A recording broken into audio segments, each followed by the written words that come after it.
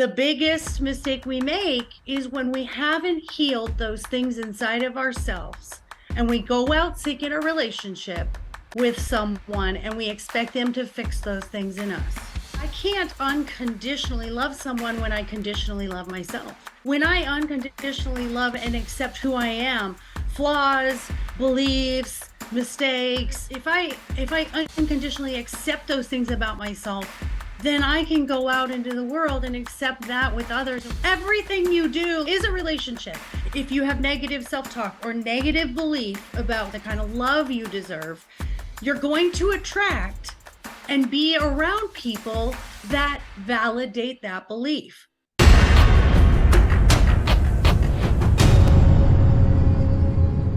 Welcome, ladies and gentlemen, to another episode of Life Coach Code. Today I have something truly extraordinary to share with you. This November, we are organizing a summit, 4-day virtual event. It's called the Superhuman Summit.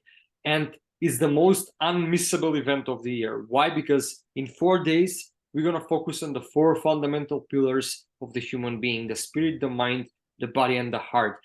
You're going to start from a normal human, and then in 4 days, you're going to transform into a superhuman, because you're going to be able to harness the 4 superpowers that you carry within yourself.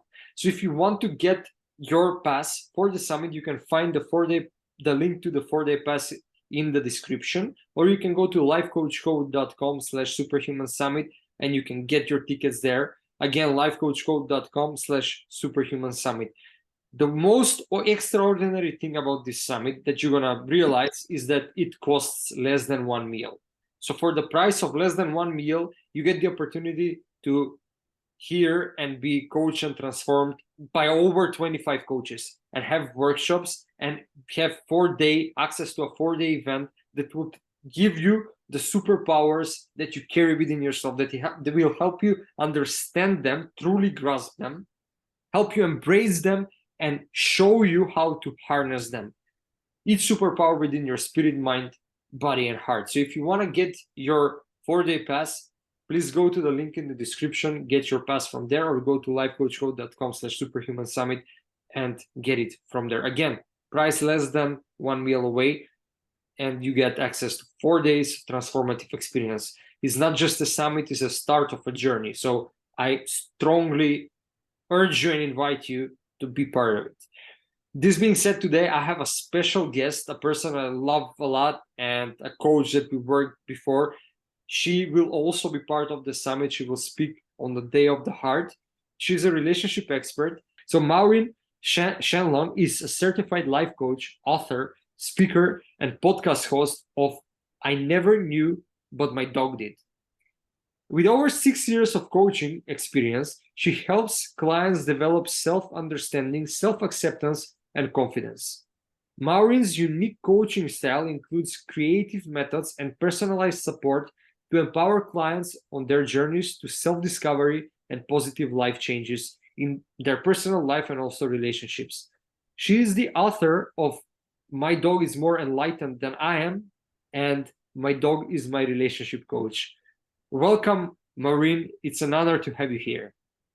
As always, it's an honor to talk to you, Dejan, and I'm so happy that everybody is here and listening. And you are absolutely right. This is something that is inexpensive yet priceless. And how this summit is going to go to get that many experts and professionals on these topics related to our humanness, our human lives, our desires for a better life. I'm so honored to be a part of that, and I'm happy to be here and talk about what I think, of course, I'm a little partial, is the most important thing in our existence as humans, and that's relationships. I agree completely. It's such an interesting thing that you said. It's one of the most important things that we usually put on the side. We don't consider them as so much important. We've always put our business first, we put other things first than our relationships, be it with our partner or with our family or with our friends, with our colleagues, whoever it is. The relationship is like on the backside of our mind. Something else is more important. Yet we don't understand that relationships are actually the driving force of and the catalyst for your change and transformation. So I want to jump right into it and ask you a direct question. What is the formula for a successful relationship? I love the question because that's a loaded question. Everybody wants to know that. And the interesting thing is that everything you do, like you said, we put relationships aside. Everything that we do is a relationship. You have to have a relationship with coworkers and bosses if you're focused on work. You have to have relationships with family because it's an identity, it's an understanding, and you have love and compassion and nurturing. And then romantic relationships, it's what's fulfilling and makes us feel the most loved. So I love that. I have a 5-ingredient formula, and the ingredients that make this beautiful cake or cookie of best relationships is going to be good communication, trust, respect, honesty, and fun. I think those are the key ingredients to really, and it all has to be very healthy ingredients to get the most out of your relationships. So let's recap. You said good communication, fun. What were the other three? Remind me. Trust, respect, honesty. Honesty. So trust, respect, honesty, good communication, and fun. Those are the ingredients for a healthy relationship. Before we unpack each of them, I'm going to ask you another question that we hear a lot of people say that the relationship you have with yourself is the most important one. But I agree with this, but I don't like this, abstract thinking. I really like this on this podcast to give to people as concrete information as possible and practical information, of course, with the theory behind it to be understandable. So I want to really understand this concept and this saying.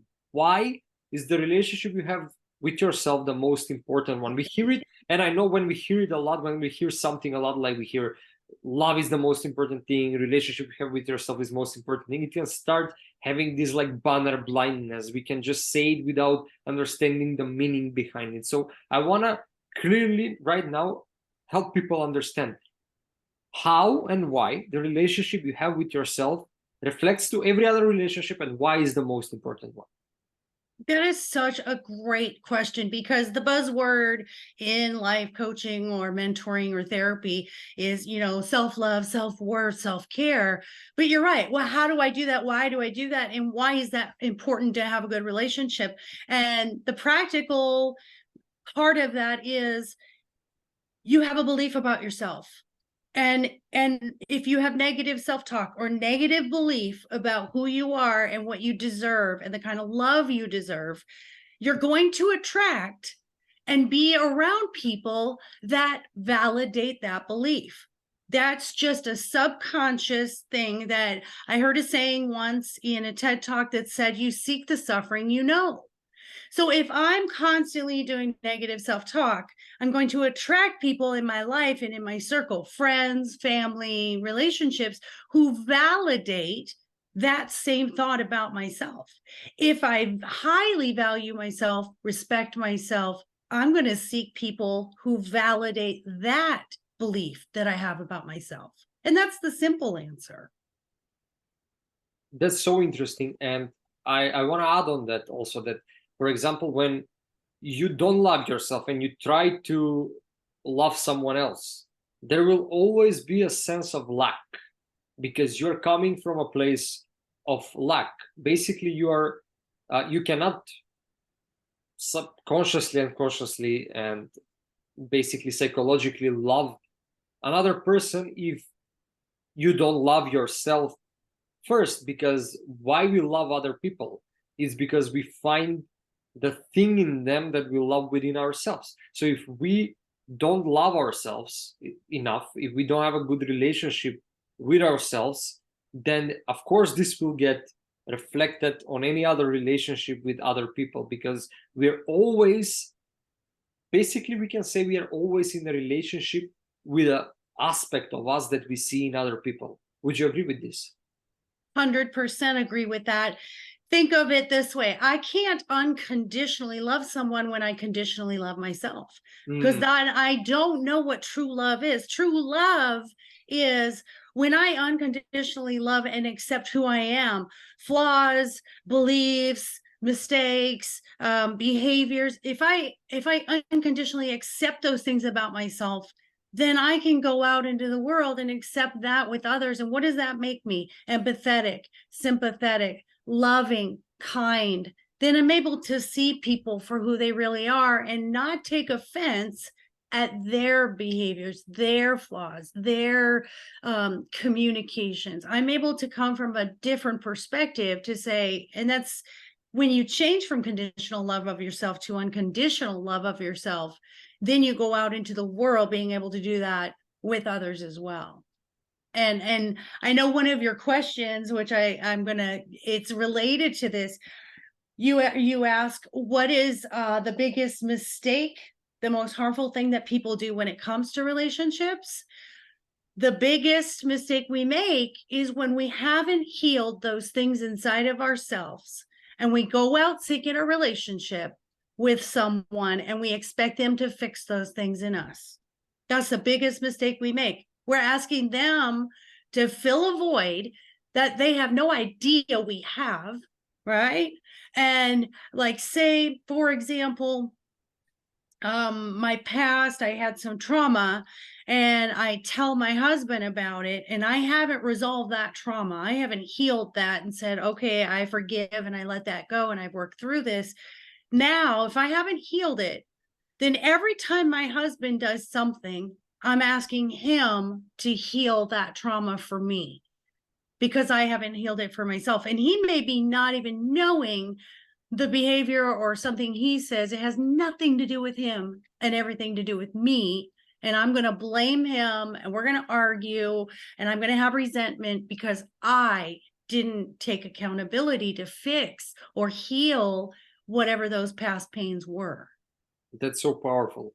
It's so interesting how our subconscious minds basically masterminds us into relationships that will give us exactly what we need to heal our trauma. So we will reflect to the exact right people the things that we need to reflect, so we will heal these things. That's why usually narcissists and codependent people come together. They attract each other because of this lack in both of them, because one person is too much self-centered and too much selfish that they lack the part of themselves that they suppress the aspect of themselves that's about giving, and the other person is giving too much and dependent on other people so much that they've neglected the aspect of them that's about receiving and just being a little selfish, because that's also part of life, of a balanced self, to also be selfish in certain moments and be selfless. So it's always the gap that we have within us, the aspect of us that we suppressed, that we are getting attracted to outside of us. And I believe this is, of course, speculation, it's not proven. I believe this is for the reason of our subconscious mind wants us to face this part of us. If we cannot do it inside, outside, so we can heal it. And if you don't heal yourself, you will always attract people that are mirroring the gap within you in order for you to heal. And this is doesn't mean that, let's say, you're in a relationship with someone and you heal yourself, more often than not this relationship will end. Yes, because you healed that part, and if this person doesn't heal, you just are not match. But that doesn't mean that you cannot both heal, as you say. Like, you heal yourself and then you ask your husband to heal, because that's, in my opinion, the real purpose of a relationship. Two people coming together, flawed people, mirroring each other's flaws, being a mirror to each other, so they can heal and they can move on. That's the purpose, fundamental purpose of relationship, and how it is a catalyst of your transformation. Would you agree with this? I do. When it comes to romantic love, I definitely do. And what we'll do is we'll keep repeating the pattern until we finally reach a point where we say, this just doesn't work for me. It's not fulfilling for me. What is missing? And that's, where I bring in the dogs. They gave me this realization. I didn't love myself unconditionally, and I wasn't my own best friend. And I'd love to expand on that. Even outside of the romantic relationships, you have family members and friendships that you've had for a very long time, and they can be toxic, they can be negative and critical and judgmental, and you'll stay in those and continue to accept those until you do finally mirror. And that's, like you said, that mirror is, ooh, if I loved and respected myself as much as I should, I would never be treated this way. And yet we do this because, well, they're my family, we're blood related, they're my parent, my child, my cousin, or, well, I've had this friendship for 20 years. And I think that's what it is the fear of abandonment from people without having the growth of the love for yourself. So you'll tolerate it over and over, whether it's a romantic relationship or family or friends, that relationship is not serving you. And until you make the change in yourself, you won't see that. You'll just keep accepting it until you change it. I love your example with dogs, by the way, because dogs are the animals that love us as pet owners unconditionally. If you feed your dog, if you don't feed your dog, if you hit your dog, don't hit your dog, it's always around you. It's always going to love you, and it's always going to be next to you. And for anybody who has a pet, they know what I'm talking about. Your pets literally love you unconditionally. If you have a bad day or a good day, if you come tired or frowned or happy or sad, they're always there, and they're showing with the same intensity their love. They're not judging you in any way, and you can feel this by your pets. So I love your example with dogs, and I believe this is where you're going with this example, right? Yeah, I mean, you just described my book, and that was the aha moment for me, was being in this cyclic, negative, toxic relationships, me being the empath attracting these narcissists. I finally had to stop and say, what am I doing? Because I'm the one that keeps attracting the same type of person. And in my soul journey of really putting that mirror up to myself, I looked at my dog, and my dog just gave me this look of just absolute adoration and love. And it was just that moment of, wow, look at how amazing they are. And the reason that I use dogs, because I think all animals and kids are pure. I just do. I think they're just the most purest, innate, loving creatures in our human existence. But dogs in particular are about pleasing us. They have empathy, they have sympathy, they're there to comfort us, affection. They are the absolute example of trust and acceptance, because they accept us if our hair is a mess in the morning and we have bad breath, and they accept that we go on vacation and we come back, and they're not mad at us. They also are masters at self-care. If they want to play with a toy, I have a toy box in my room, and every day it's a different toy, and I love it. They love variety. They find joy. If they're tired, they take their naps when they're tired. They don't ask for permission. They don't say, oh, I have so many toys to play with, I'll have to nap tomorrow. So all those things that I started observing in my dogs was like that aha sort of, thanks, Captain Obvious. And when people hear the title of the book, there's not one person who's like, nah, your dog's not more enlightened. Everybody responds with, well, yeah, I wish I had my dog's life.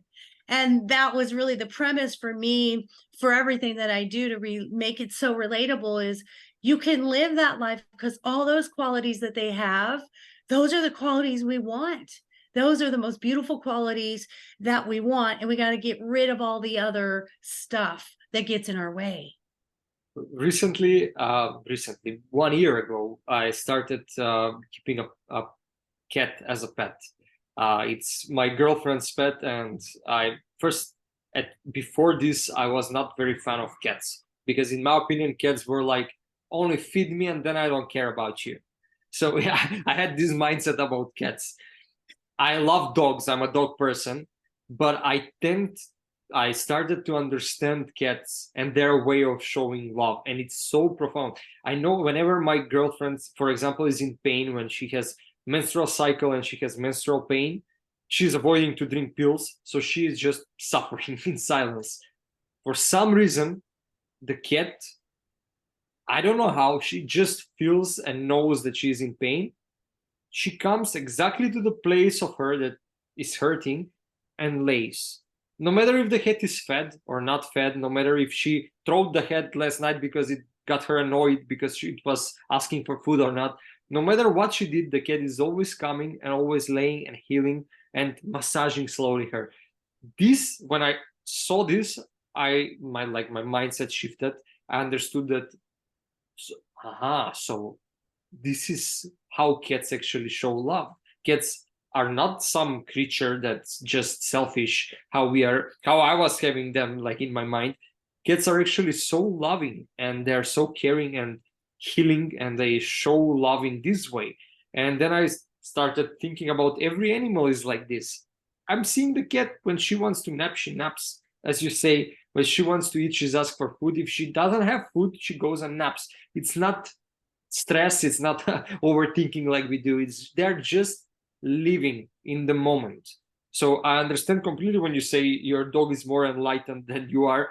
It's more enlightened than I am, than anyone is, because what is enlightenment? What they say, I love this quote: you go and you take water and you wash your clothes before enlightenment, then you get enlightenment, and then you go again, take water and wash your clothes. Like that's the version of the saying. So enlightenment basically is how you approach life, the relationship you have with life. It's nothing else. You just understand that life is meant to be lived, and is meant to be lived in the moment, right now. There will always be things you need to do, necessary things, but it's how you approach them that makes all the difference. I love it. I love it. And I agree with you. I have a cat as well. And his name is Grayson. We call him Mr. Gray, or Baby Kitty. He is so in tune to us. And I think, there is that difference in cats and dogs, and people think, oh, dogs are kind of, just so overly people pleasing. I think cats are very loving, but very, and we could use this example in life for us too. They're very intentional. Cats are very intentional. They don't waste a lot of energy, where dogs tend to maybe just kind of run around and waste some energy and then drop. But I have this cat, and it's so funny how he knows our personalities between my husband and I. And my husband has an office upstairs, and he goes up to the office, and my husband says, I'm the cat butler. And he goes up to my husband's office, and he just goes, and there's a certain sound or a meow that he tells my husband, I need you. And my husband has been trained very well by this cat, where we train the dogs, the cats train us. He follows my cat to downstairs, and the cat will show him what he needs. He'll go to his food bowl, or we have a fountain where he drinks out of because he likes running water, or he'll get up on the bed and wait for him to pet him. So he's very intentional in what he wants, where the dogs are more accommodating to us. And I love that you use that example. You're absolutely right. Enlightened to me means being lighter.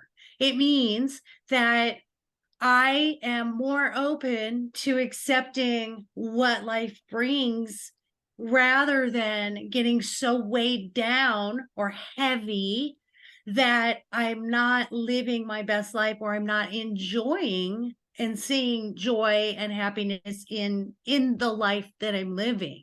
So that's why I think the enlightenment part, it's not all woo woo, it doesn't have to be all woo woo like everybody, oh, enlightenment. We're not, we're not a bunch of monks running around with this, this huge knowledge of stuff. But the enlightenment part is, they found the key to happiness.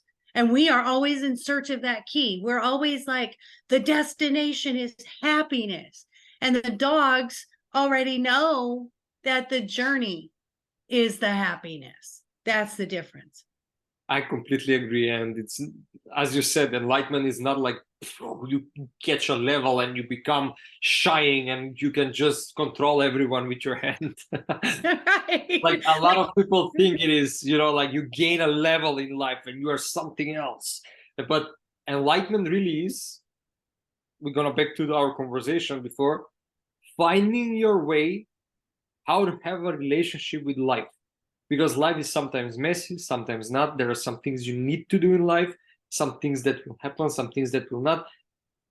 There, life is messy, and learning how to have this relationship with life is also a mirror of the relationship you have with yourself. And that's why every relationship starts with yourself. So if you are able to really unconditionally love yourself, the real essence of who you are, that's the first step to attaining enlightenment. Then understanding, of course, mentally what enlightenment means and how to approach life, have this relationship. That's why we have these 5 ingredients that you said about the relationship. But it all first starts with this place of unconditional love within you. Because if you find this place, and this place is at the center of you, you are unconditional love. So basically, having good relationship with yourself is nothing else but coming back to yourself and approaching the world from there. So this is the start.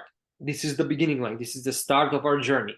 Coming back to ourselves, understanding we are unconditional love, approaching the world from this center. Okay, now what? Now we find other people. Now we get attracted to certain people. We get in a relationship with these people. Relationships are not exact science, but there are certain principles in each relationship and formulas, like you say, that can be a predictor of if the relationship is going to be healthy and successful or not. So I want to address all of these 5 things that you mentioned, the 5 ingredients. So let's start with the first one, with respect. Why is respect? And it's an obvious question, but let's address it. Why is respect so important in a relationship? and it's interesting. I was doing a little questionnaire for my book, and I asked people, couples, and I said, what is the most important thing in a relationship?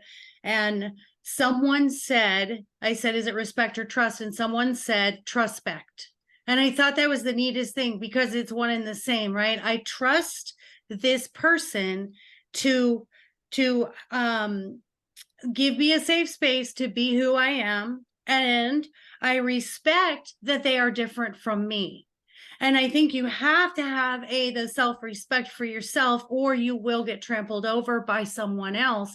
But the respect, the mutual respect in a relationship is so important, because then you can push through the things that are surface. So, arguing over who left the cap off the toothpaste. When you have respect someone, the thing that my husband always says when we get into disagreements is, I want to understand you better.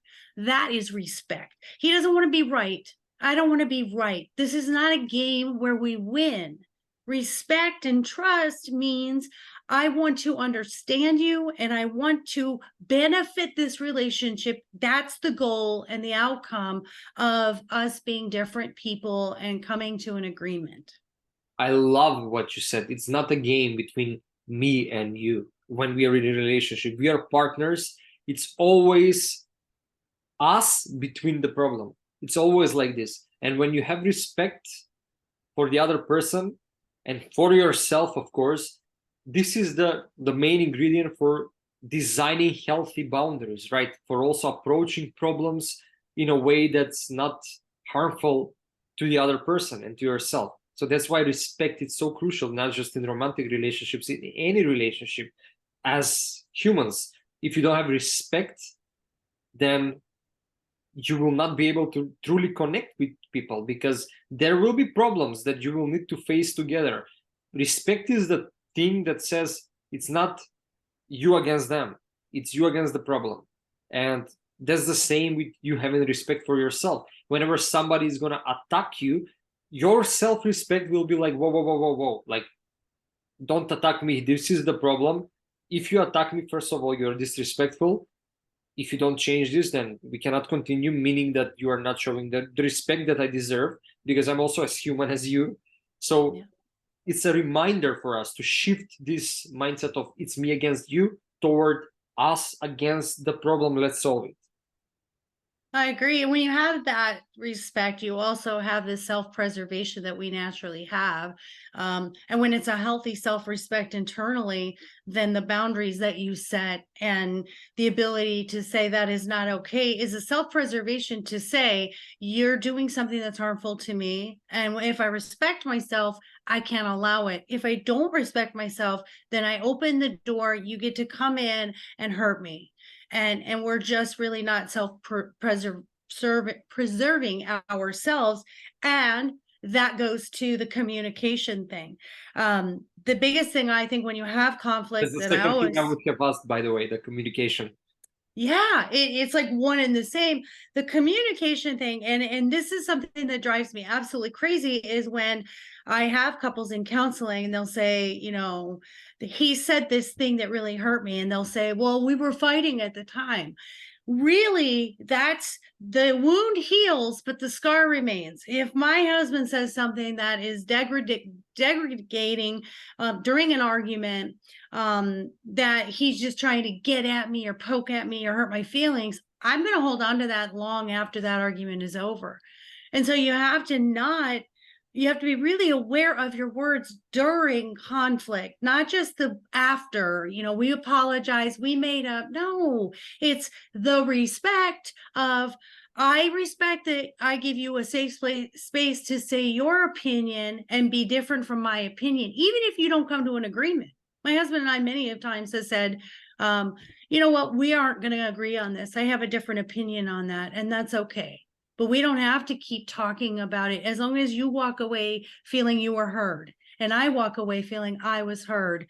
It doesn't have to be a resolved conflict. It has to be a mutual respect that we were heard. You touched on a really important point when we talk about communication. The fundamental purpose of communication is what? For me to understand you and you to understand me. If I have some idea or feeling I want to share, and I have the intent of you understanding the exact same thing I'm feeling or thinking, that's the communication, the bridge between you understanding me, I understanding you. In the relationships, most of the problems that I've noticed even in my relationships come out from saying the same words but having different meaning behind these words. That's why it's so crucial with your partner to sit down and literally just go with the important words and what they mean to you. First of all, to understand the language that you're speaking with. So when you are speaking, they'll really understand, because for some people, commitment is one thing, for other people, commitment is the other thing. So when you are speaking, it can come into a conflict. When you promise for one person is something, for another person is another thing. When you say to your partner, I promise you, they might understand it differently and there will be a conflict. So in your opinion, how important is to clarify your dictionary? Oof, it's everything. It's something called transparent expectations that we do in relationships. And we say, just because I love you or you love me, I should know what you're thinking. I should know what your expectations are. I should know what those words mean to you. It's impossible to do that because I don't know what your life experience was and you don't know what mine is. And just because we love each other is not the magic wand of me being able to read your mind.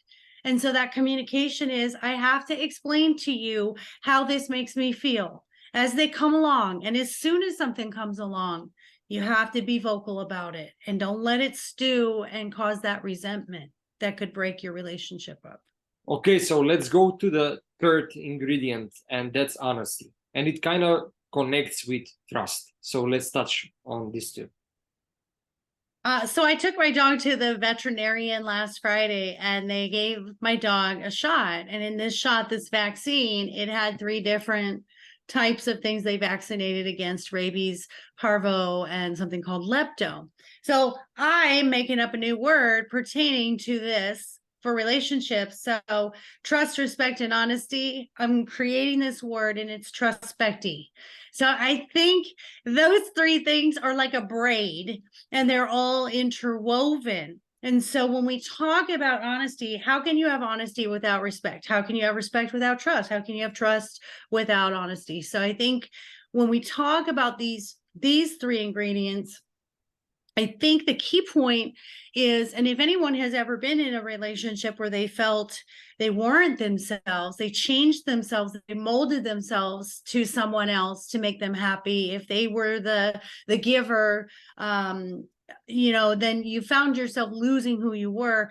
I think really when it comes to trospecti, it's for me now learning that the healthiest relationships are the freedom to be who I am, express who I am, act the way I am, keep the beliefs that I have, and not have to change things for someone else to be happy and for that relationship to be healthy.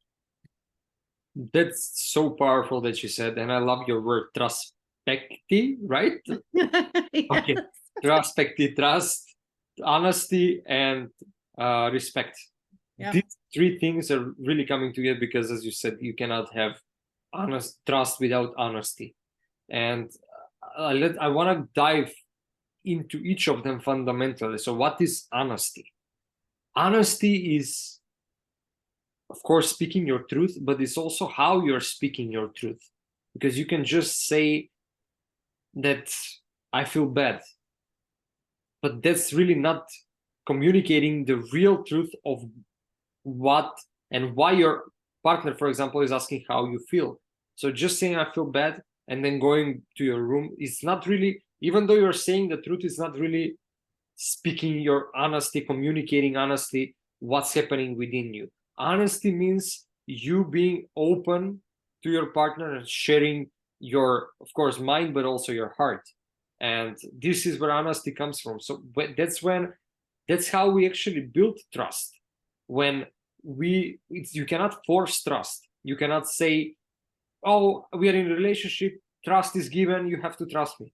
No, relationships exist as a battleground, basically as a training ground, let's say, for you to start deserving the trust and me to start deserving my trust. How? By being honest every day. By when you ask me, I answer. When I ask you, you answer. When you say you're gonna go somewhere, I'm not controlling. You go there and you come back and you're standing to your word. That's how you actually start trusting the other person.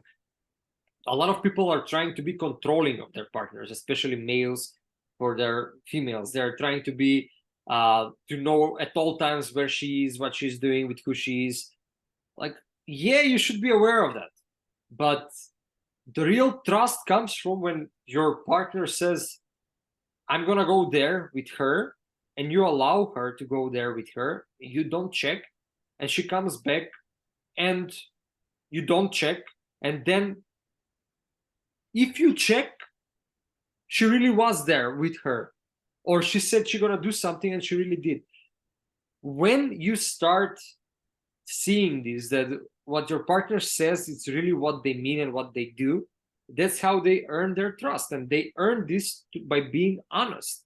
There were a lot of times where my partner said, I was walking the street and this guy approached me and he said this, and I said this, and I started to love this about her because I didn't ask her. I was not controlling to say like, where you were, did somebody approach? No, she herself decided to tell me, and this earned her, in a way, trust points.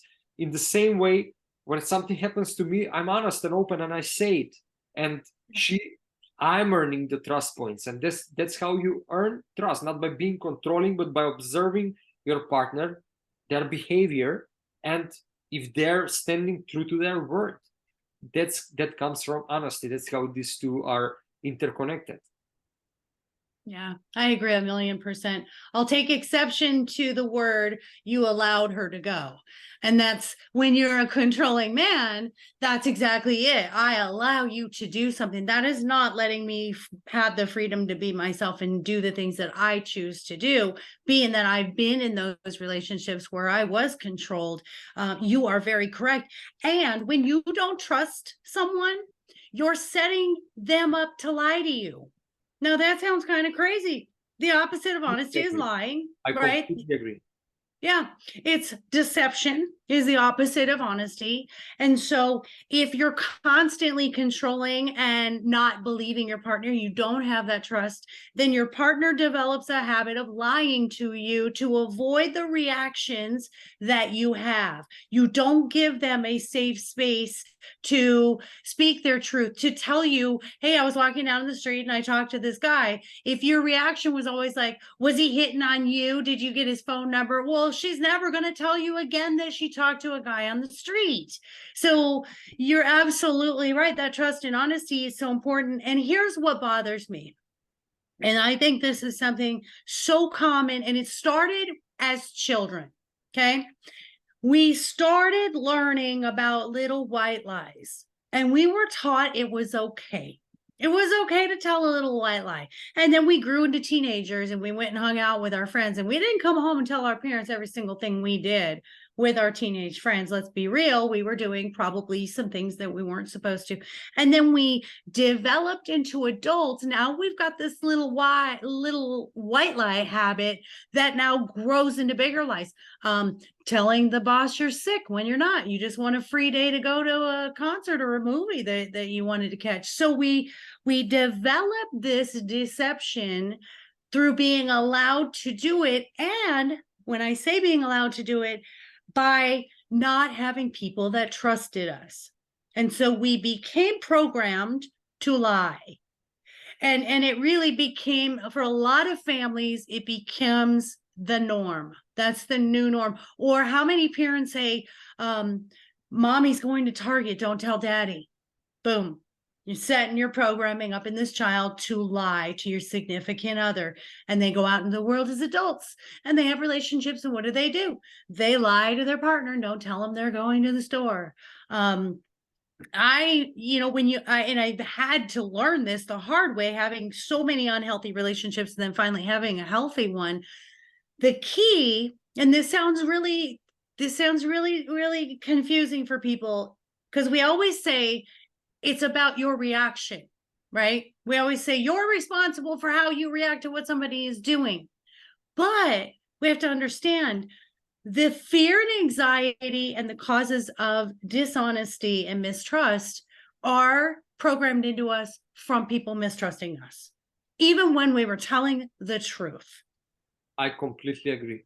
And as you said, from children, we are programmed to have certain behaviors. Also, like as you say, if you are just overreacting whenever your child comes home late and they say, I was with a friend, and you're overreacting, they will start to lie because they don't want your negative behavior. And Yep. your negative behavior comes from a place of trying to control, to be controlling. The real place you should come from is unconditional love. That's where you are really in control. Yeah. Don't control, you are not controlling, you are in control. It's the same as driving a car. You're not focused on how much fuel goes into the engine, how the engine works, how I drive the wheel, like all of these things. You just push your pedal and you grab the wheel and you're in control.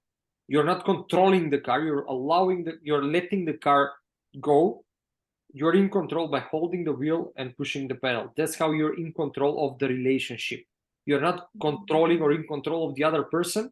You are in control of the relationship, and both of you are partners. You are the driver, there is the co-driver, the co-pilot. Both of you are sailing the relationship towards a mutual goal, mutual values. So this being said, I want to finally ask you to the final fifth ingredient, fun. Where fun comes into this soup, let's say. It is so important, and I cannot emphasize this enough. There are so many couples that present to me for relationship coaching, and I'll say, when is the last time you had a date night? Oh gosh, not since our child was born 5 years ago. Or when was the last time you guys just sat and had belly laughs together? Oh, It's been forever. We've built resentments and now we no longer have fun.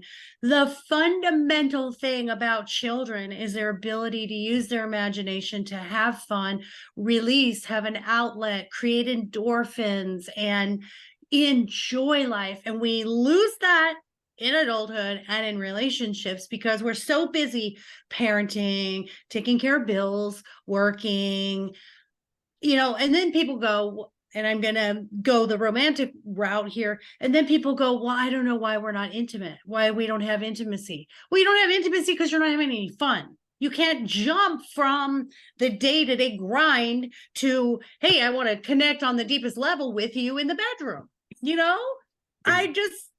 I mean, really. So the fun is the piece that 99% of the time is what's missing when couples are having difficulties. And people think, well, what is fun? Well, think about it. Go back to when you started dating. What did you do that was so fun that this connection with this person, you said, oh man, I want to hang out with this person for the rest of my life? Because we had so much fun. How creative were you at the beginning of the dating? I mean, men, come on. Just because you caught her doesn't mean you're going to keep her. You have to make an effort. Women, same thing. It's got to be fun. My husband and I laugh on a daily basis. I mean, laugh, like crack each other up 10 times a day with something silly that we did, the dogs did, a video. We are that couple that send each other TikToks all day long and go, did you see my TikTok? Did you see my TikTok? Even if it's just to break up our day. We're both working in an office across the hall and not seeing each other, but we're sending something fun to make the other person laugh.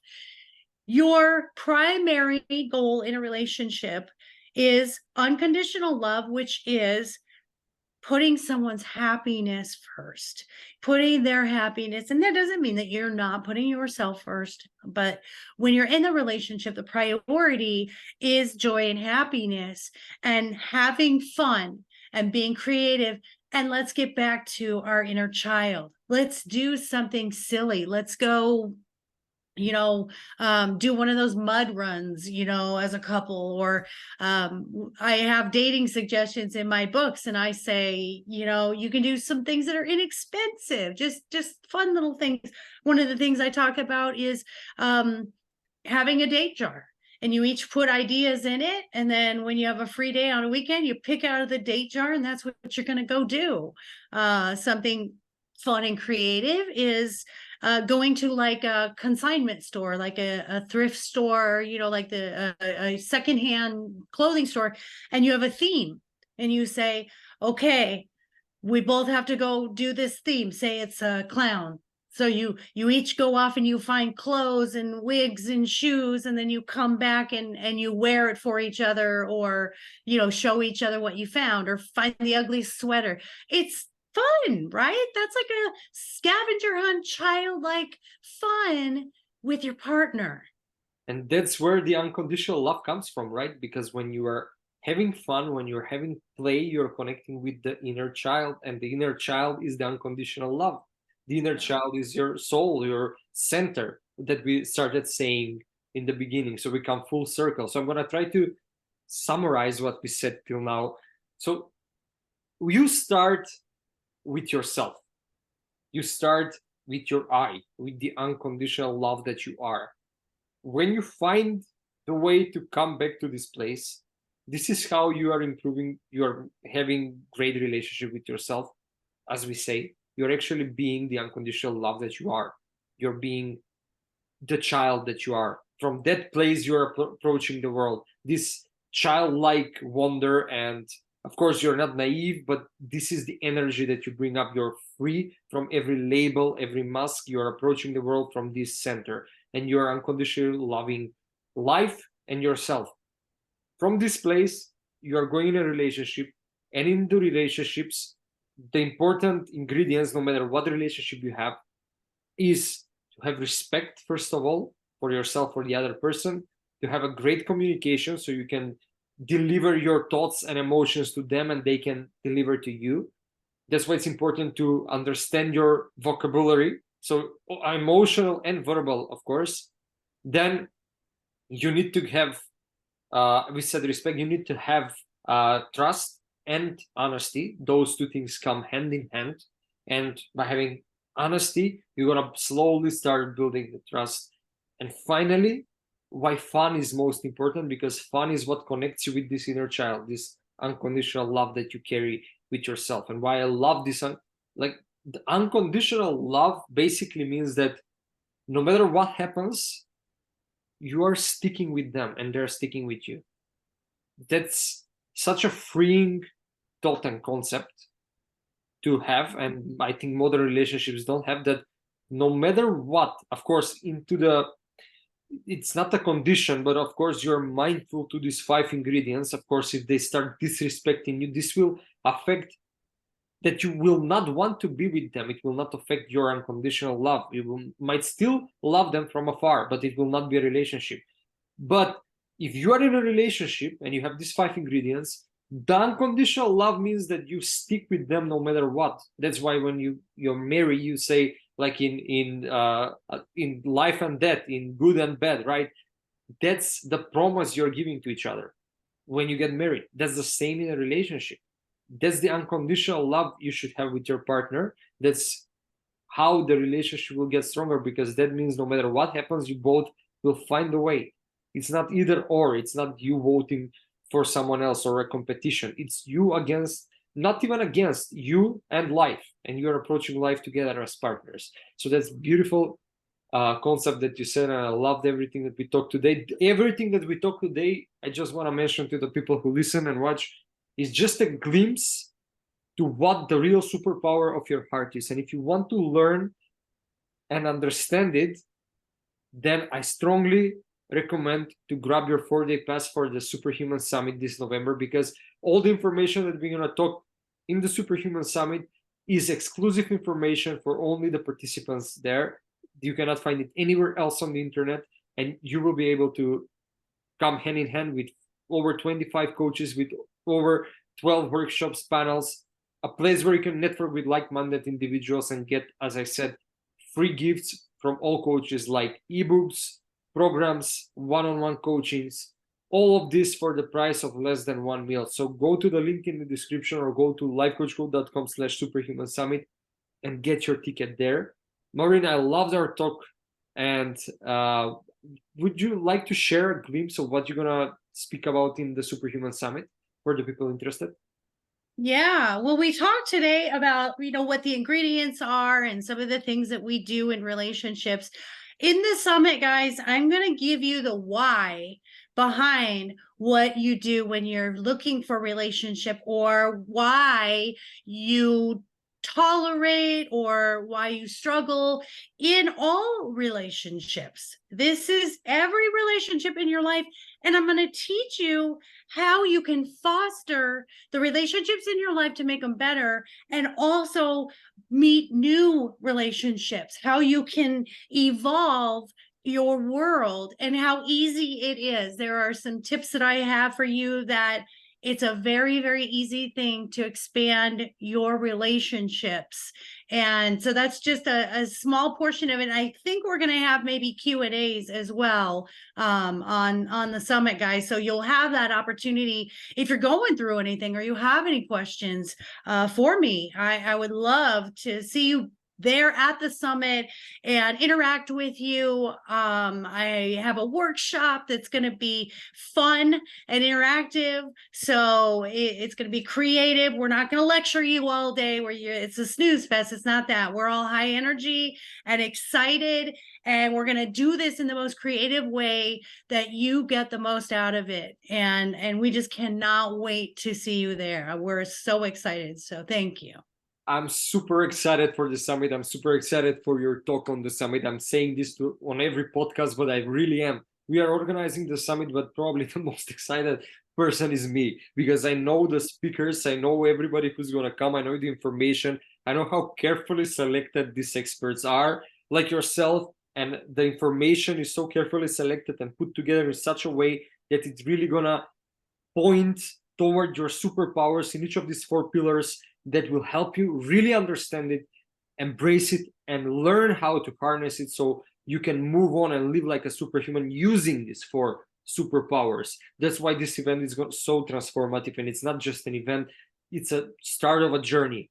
So again, if you want to get your tickets, go to the link in the description or go to lifecoachco.com/superhuman summit. The price is less than 1 meal away. It's ridiculous, the value we are giving and the price itself compared to the price. So go to the link in the description or go to lifecoachco.com/superhuman summit and get your 4-day pass. This being said, thank you, Maureen, for being part of this podcast. Thank you for being part of the summit itself. You also have a workshop on the summit, but I will not share. It's secret. Let people find out on the summit what this workshop is going to be about. It's super exciting. I love the title and the workshop itself. So for everybody that want to understand what the workshop is, they can see inside our brochure. They can find it on the event itself, or they can get the tickets and they can experience it themselves. Thank you again. Yes. Bart, do you have something else to add in the end? Well, I'm going to give away some signed autographed books. So my dog is more enlightened than I am, and my dog is my relationship coach. So you guys come on there, and I'll definitely will. However, we're picking the winners. I'll have plenty of books for everyone, signed and autographed, and we'll get those to our winners, and you'll love it. I think you'll really love it, and I appreciate everyone that's here today, and also everyone who will be at the summit. This is a amazing group of people, and first and foremost, Dejan, he doesn't do anything except for like top notch. And when you see all the information and all the experts and all the stuff we're talking about, you're going to be blown away. And I love that he's making it so it's affordable. I mean, there are master classes that charge $1,000, and for Dave John to offer at this price 4 days of this information, you would have to pay a lot of money for each one of these coaches to have a session. I just think it's such a gift, and it's so generous, and we just want you all there. We're excited. Thank you so much, Maureen. Thank you for everyone that's listening. Again, if you want to grab your tickets, go to the link in the description or go to lifecoachco.com/superhuman summit and become part of this transformational journey. So yeah, and see you in the next episode.